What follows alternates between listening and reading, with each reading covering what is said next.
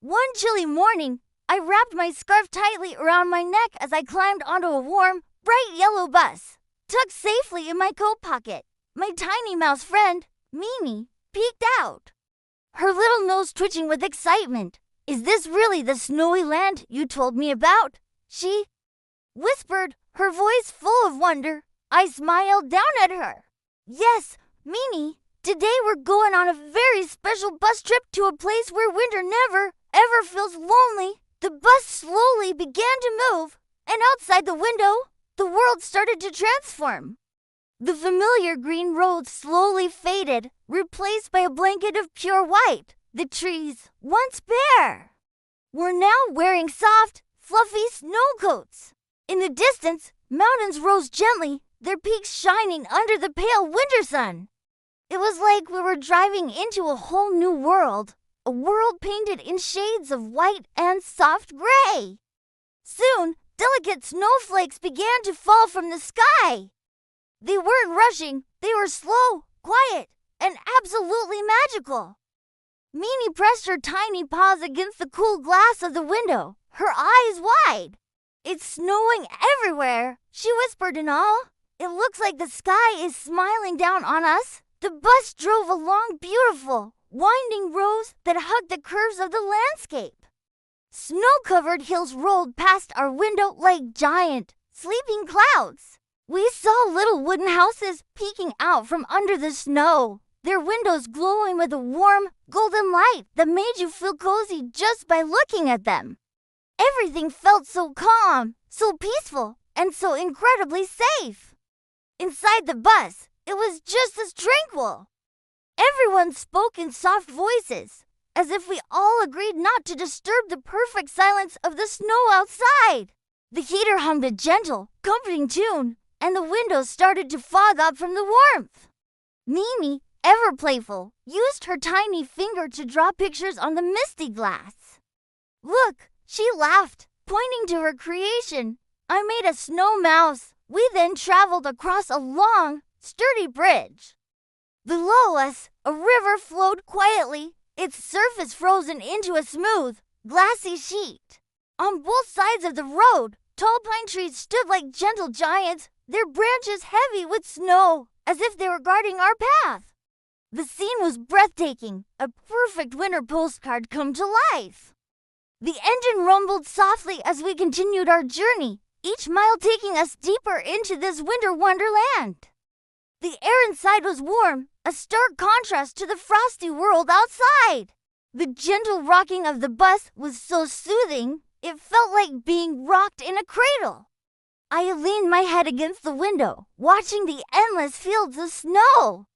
Mimi had snuggled back into my pocket, her tiny breaths warm against my hand.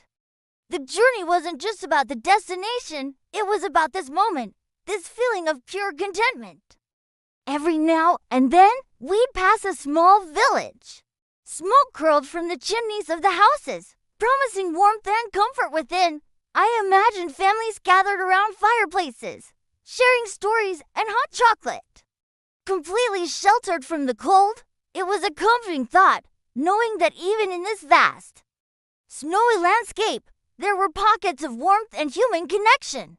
The driver navigated the snowy roads with a calm confidence that was reassuring. He was part of this quiet world, a silent guide leading us through the heart of winter. The only sounds were the soft swish of the tires on the snow and the low hum of the engine. A peaceful soundtrack to our adventure. I closed my eyes for a moment, just to listen, to feel the gentle vibration of the bus, to soak in the serenity of it all. Mimi stirred in my pocket. "Are we almost there?" she squeaked. I stroked her tiny head. "Almost, little one. But isn't the journey just as wonderful?" She poked her head out again, looking at the majestic, snow-dusted mountains that seemed to be getting closer and closer. "It is," she agreed.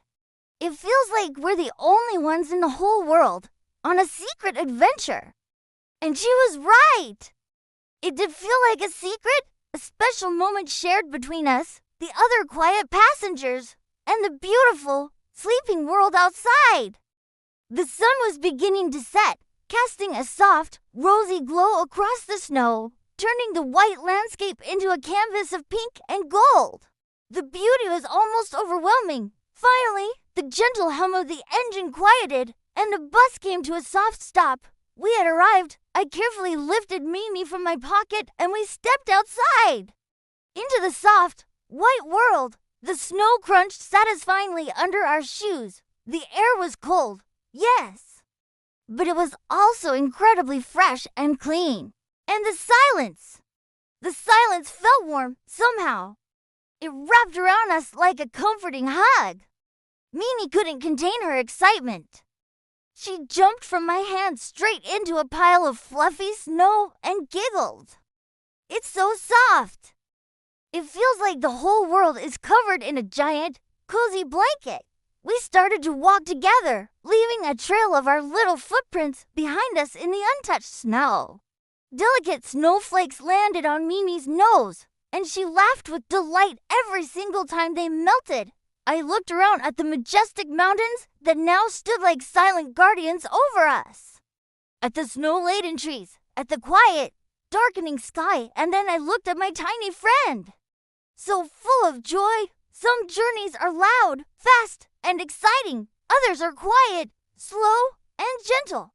This one felt like a dream, a beautiful dream made of snow and silence.